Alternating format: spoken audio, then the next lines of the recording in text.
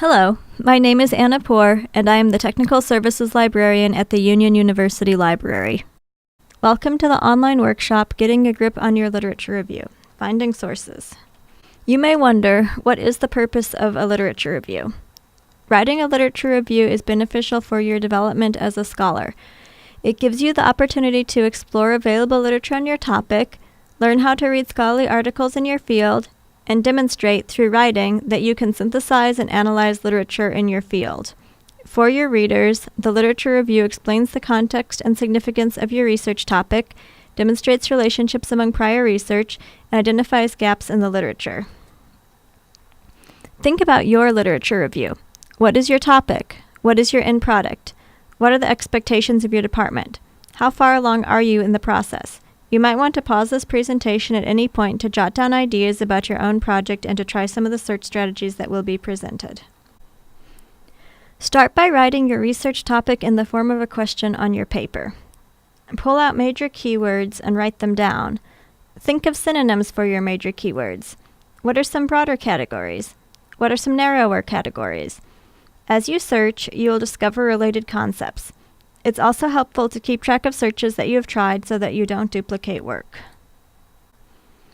There are several strategies for searching for sources for your literature review: keyword searching, subject searching, citation, trail following, and author searching. For research projects, you will want to use scholarly sources. These include peer-reviewed journal articles, scholarly book chapters, government reports and statistics, and conference proceedings. Non-scholarly sources can give you background information, but should not be used in a formal paper. Students often want to know if they can use Google and Wikipedia. Google Scholar is a good way to find scholarly sources. However, searching library databases will give you more scholarly and relevant results. You should never use Wikipedia or any encyclopedia as a source, although you might want to consult it for background information for your own benefit and understanding. Some sources found online can be used, but need to be evaluated carefully. Sometimes non-scholarly sources can lead to scholarly sources. For example, a few years ago, a student who had grown up in Indonesia came to Union. She was very confused about why Americans always seemed so busy, so she decided to do her capstone project on the question, why are Americans so busy? If you do a quick Google search on this question, this article comes up. It is a very interesting article, but it is not a scholarly source, as it is published in a popular online magazine and written by a non-expert. However, the information in this article was based off of the Bureau of Labor Statistics survey of how Americans spend their time, and there was a link in the article to it. If you follow that link, you go directly to the report, which would be considered a scholarly source, as it is a government document. Google Scholar is a good place to find scholarly articles. If you configure your account, it will always show you what we have available at the Union Library. If you have a Google account, go ahead and log in. Then go to Settings. Go to Library Links and type in Union University.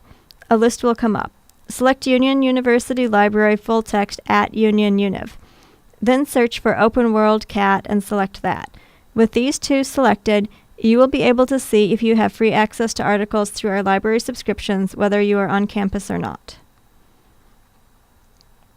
In this example, I'm searching for school librarians and student success. On the right-hand side, you can see what is available through Union. By clicking on the Full Text at Union link, it takes you to the Full Text Finder, and here is the record. While Google Scholar can be an easy way to search and get many results, library databases will give you a smaller number of scholarly resources that are related to your subject area. The librarians at Union have put together research guides for each subject area.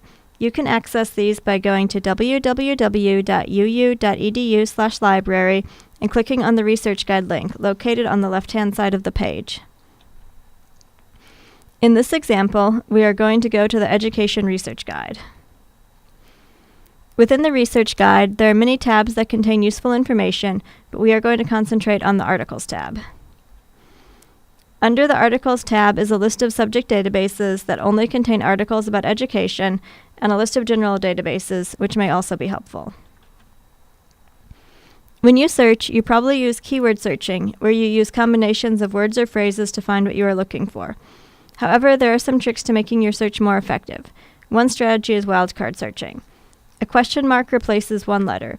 For example, WOM?N will return woman and woman. A hashtag replaces multiple letters. So, COL#R will return both spellings of color. An asterisk fills in any number of letters at the end of a word. So, Americ asterisk will return America, American, Americans, and Americas. Boolean searching is another way to expand or limit your search. And limits the search to results that contain all the words. For example, Indians and baseball will bring back only results that have both the words Indians and baseball. Or expands the search so the results have at least one word. For example, White Sox or Cubs brings back results about either White Sox, Cubs, or both. Not limits the search so the results contain the first word but not the second. For example, Cardinals, not baseball, would only bring back results about the birds, not the baseball team. You can combine Boolean operators. In this example, White Sox or Cubs and baseball, you will only get results about baseball teams in Chicago and not results about baby bears. Some databases have drop-down menus. In others, you need to type the Boolean operators yourself. Select a database and search for an article. Feel free to pause this presentation to search and resume when you have found an article. If you find an article that sounds very relevant, but you see the words "request this item through interlibrary loan," that means we don't have access to the item, but you can request it through ILL. Click on the link and fill in your information. The information about the article will already be filled in. Then press Submit. It usually takes about 3 business days to get an article through ILL. Once you have found an article that we have access to, click on the title to access it. It is a good idea to save the article to a citation manager like RefWorks. If you are using a Gale database, like Educators Reference Complete, click on Citation Tools on the right-hand side. Then select RefWorks and then Export. Be sure to select the citation format that you use for your discipline. If you are using an EBSCO database like ERIC, click on Export on the right-hand side. Then select Direct Export to RefWorks and save. No matter which database you are using, you will be asked which RefWorks you want to export to. If you already have a RefWorks account, export to Legacy RefWorks.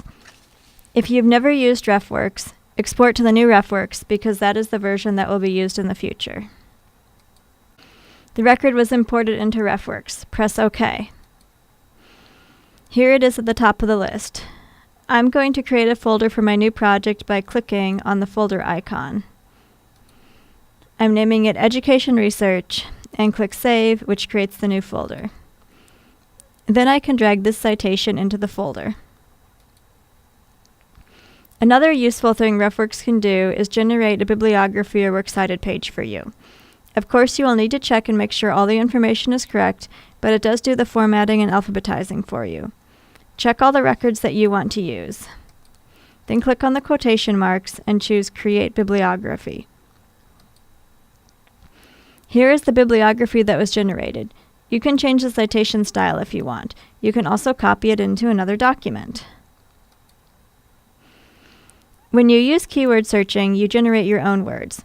It is also useful to look at subject headings to see what other words have been used to describe the article. In this example, I was searching for teacher absenteeism, but the article is tagged with the term teacher attendance. If you click on this subject heading, then it will bring up all the articles that have been tagged with that term.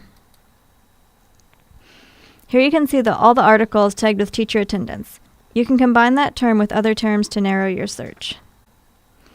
You can also look for keywords in the thesaurus. The thesaurus can give you ideas of words to search for that are related to your keywords. In this example, I was searching for teacher attendance and it suggested these terms. If you are using a Gale database, the subject terms are located on the lower right side. A final method for searching is to follow citation trails. You can always look in the reference list to see what the authors have cited in their work, which can lead to some useful sources, although they will be older. I just did a quick search for the second citation from the previous slide, and we have access to it. This is a pretty straightforward way to find sources. However, if you want to go the other way and find out what articles cite the article you are looking at, it is a little more complicated. In this example, I found an article from 2007, so it is a little old, and I want to see if more recent research has been done on this topic. The easiest way that I have found to do this is to use Google Scholar to do a search. It brings up the record and tells you this article is cited by 30. So click on that, and it brings up all the articles that cite this article. One final method of searching is to search by author. This can be useful because authors often write on the same or very similar subjects. This only works if an author has written multiple works. In this example, Paulo Freire is an extremely prolific author best known for Pedagogy of the Oppressed. By clicking on his user profile, you can see a list of all his works. It is also helpful to look at previous dissertations and theses on your topic. ProQuest Dissertations and Theses Global contains full text of most of the theses and dissertations in existence. You can find a link under the Reference Resources tab in the Education database. This database only allows keyword searching, but you can use wildcard and Boolean operators. You can see what other people have done on your topic and make sure you are not doing the exact same topic that someone else has already done. However, similar topics can be great sources for citations. Don't forget about books. Sometimes walking to the book stacks and browsing can be helpful. For those off campus, we have a very large ebook collection. You can search the catalog either by clicking on Catalog or by typing in the Search World share box. In this example, searching for professional development and teachers brings up quite a few results. You can limit on the left-hand side to certain types of formats, years, and so forth. To access the record for a book, click on the title. Ebooks have the icon of a little book with an orange E. To access the ebook, click on any of these links, and it will take you to the record. You can download either the PDF full text or the entire ebook, and you can also go to the table of contents if there is one particular chapter you are interested in and just view the chapter. Let's go back to the book record in the catalog. Even before you click on the link, you can see the contents, which can help you decide if this is something worth looking at. Also, just like with articles, there are related subjects listed at the bottom, and if you click on one, it will bring up everything with those words. So in this example, I clicked on Teachers in Service Training, and it brought up everything that was tagged with that subject heading. I should also mention that if you are in the Memphis area, we do have a library in Germantown, so if you want to see what is available in Germantown, change the location, and it will bring up all the books that are located there. However, if you only want to see ebooks, you have to limit to Union University and check the ebook box on the side. If you would like one-on-one assistance tailored to you, we offer a research coach service. Research coaches can help you with framing your research question, choosing where to look for resources, using resources in the most effective way possible, knowing how to evaluate different sources, and citing your sources accurately. To make an appointment, simply click the Make an Appointment button. We offer both in-person and distance services. So in this presentation, you learned about several search strategies for finding scholarly sources, including keyword searching, subject searching, citation trail searching, and author searching. You also learned about places to find scholarly sources, including Google Scholar, databases, and books. Now it is time to work on your project. Thank you for watching this presentation. Please fill out the survey by following this link so that we can continue to improve our tutorials and workshops.